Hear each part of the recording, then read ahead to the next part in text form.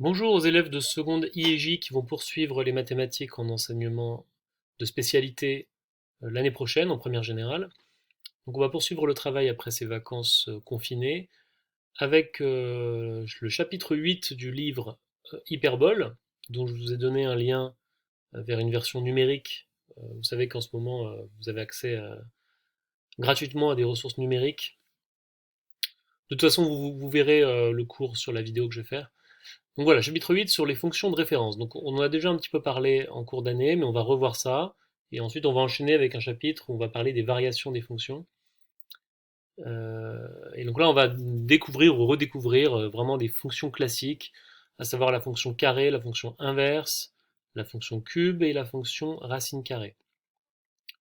Il faudra que vous soyez capable de reconnaître ces fonctions en voyant la courbe représentative et d'extraire des informations à partir de la courbe et de faire quelques calculs avec. C'est aussi l'occasion de bien revoir tout le vocabulaire qui est associé aux fonctions. Alors, on va jeter un petit coup d'œil dans un premier temps à cette première page découverte des fonctions. Alors, fonction carrée, fonction inverse, ça peut être intéressant de regarder ça de plus près. C'est un travail qu'on avait un peu fait en classe, en demi-groupe, mais peut-être pas avec tout le monde. Donc je refais ça avec vous. Donc, on va regarder cet exercice. Antonio souhaite réaliser une nappe de forme carrée. Pour cela, il se rend dans un magasin où le tissu qu'il a choisi est vendu au prix de 10 euros par mètre carré. Donc voilà, chaque carré d'un mètre de côté coûte 10 euros. On modélise cette situation par la fonction grand S, donc c'est le nom de la fonction S, qui a une longueur x positive en mètres, associe la superficie S de x de la nappe en mètres carrés. Donc pour une valeur donnée de la longueur du, du côté de son carré, on associe la surface, la superficie de ce carré. Question 1a, on demande d'exprimer la superficie S de x en fonction de la longueur x. Alors, comment on fait ça? C'est très facile ici, hein. Vous avez un carré dont le côté est égal à x, la longueur du côté est égale à x. Quelle est la superficie de ce carré? Eh bien, vous savez que pour un carré, la superficie, c'est le côté au carré. Voilà. Comme pour un rectangle, c'est longueur fois largeur. Bah, pour un carré, bah, c'est la longueur et la largeur est la même. Donc si x c'est la longueur du côté, eh bien la superficie ce sera x carré. Donc S de x, la superficie, elle dépend de x, elle dépend de la longueur du côté, qui est x, et cette superficie c'est x carré, x au carré, x puissance 2. Donc S de x égale x carré. Donc en fait S, c'est ce qu'on appelle la fonction carré, x carré. Petit b, recopier et compléter le tableau ci-dessous. Donc quand vous voulez dessiner une fonction, dessiner la courbe d'une fonction, eh bien c'est une bonne idée de passer par un tableau de valeurs. Alors, la question de savoir quelle valeur on choisit peut être un peu délicate. On va pas s'en occuper pour l'instant. Donc là, vous voyez, elles sont données, les valeurs. Donc on donne différentes valeurs du côté x, 0,3, 0,5, 0,8, etc. Et en dessous, la superficie S de x qui correspond. Voilà, on appelle ça un tableau de valeurs d'une fonction. Vous avez sur la première ligne différentes valeurs de la variable x, qui est ici le côté du carré, et la ligne en dessous donne à chaque fois l'image correspondante par la fonction grand S. Et on note ça S de x. Et ici, S de x, on a vu que c'était x au carré. Donc ici, il s'agit simplement de mettre comme le résultat de 0,3 au carré. On remplace x par 0,3 et on le met au carré. Et on aura S de 0,3, l'image de 0,3 par cette fonction-là. 0,3 au carré, ça fait 0,09. Donc ici, on aura 0,09. Ici, on aura 0,25. C'est 0,5 au carré. Ici, on aura 0,64. Ici, on aura 1, puisque 1 au carré est égal à 1. Ici, on aura 1,96. Voilà, je vous laisse faire le calcul. et vous remplissez le tableau. Ici, vous aurez 3 au carré est égal à 9. Voilà, donc vous avez votre tableau de valeurs qui associe à différentes valeurs possibles de la variable les images correspondantes. Une fois qu'on a un tableau de valeurs, on peut essayer de tracer la courbe de la fonction dans un repère. Donc là, on vous propose d'utiliser un repère orthonormé en plaçant l'axe des abscisses en bas de page et de porter les longueurs de côté en abscisse. Donc 0,3, 0,5, 0,8, vous les portez en abscisse et les superficies en ordonnée, et ça vous donne différents points qui représentent les données du tableau de valeurs. Donc là, je vous ai directement sur GeoGebra tracé la fonction carré.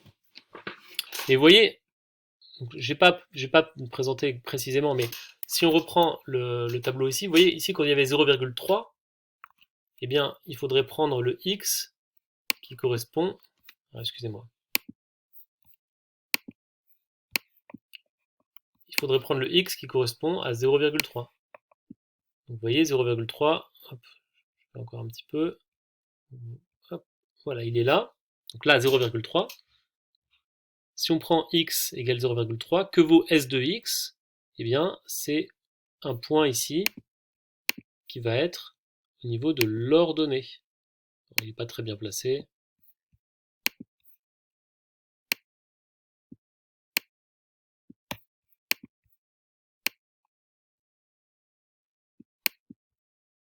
Voilà, il a été attaché à la courbe directement, c'est très bien. Donc voilà, donc quand x est égal à 0,3, s de x est égal à 0,09.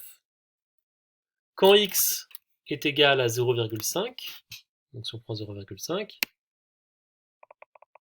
s de x, donc s de 0,5, c'est l'image, ça va être 2,5. Pardon, 0,25. Ici, vous voyez, là on avait 0,2, 0,3, donc on aura 0,25. Voilà, etc., etc. Et donc, en fait, avec plusieurs points, on peut essayer de relier les points et ça fait une courbe. Ça fait la courbe de la fonction carré. Prenons-en un autre, par exemple, ici, x égale 1,4. Eh bien, x égale 1,4. Vous voyez, ici, 1,4. Que vaut s de x? On va mettre le point là-haut.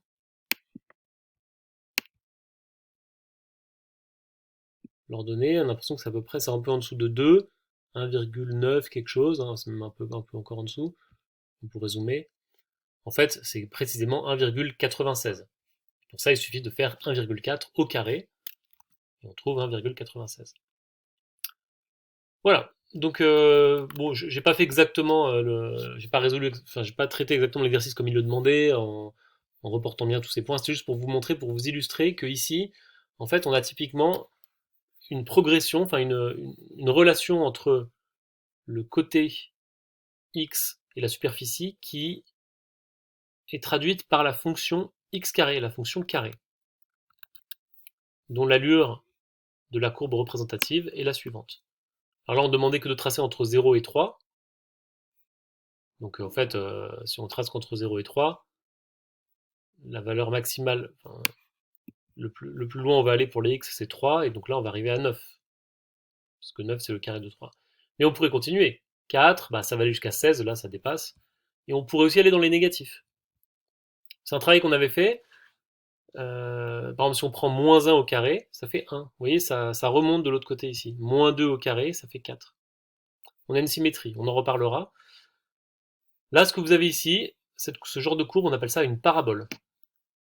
Voilà, ça, c'est une parabole. La fonction x carré, elle est représentée par une parabole. Voilà pour l'exercice 1 de cette page. On laisse tomber la question 2. On aura l'occasion d'y revenir dans les différents exercices qu'on fera. Donc, regardons l'exercice 2, qui lui sert à introduire la fonction inverse. Donc l'exercice 1 c'était pour la fonction carré, l'exercice 2 c'est la fonction inverse. Je vais aller un peu plus vite ici, mais c'est le même principe. C'est juste pour que vous voyez des exemples concrets où ces fonctions usuelles apparaissent.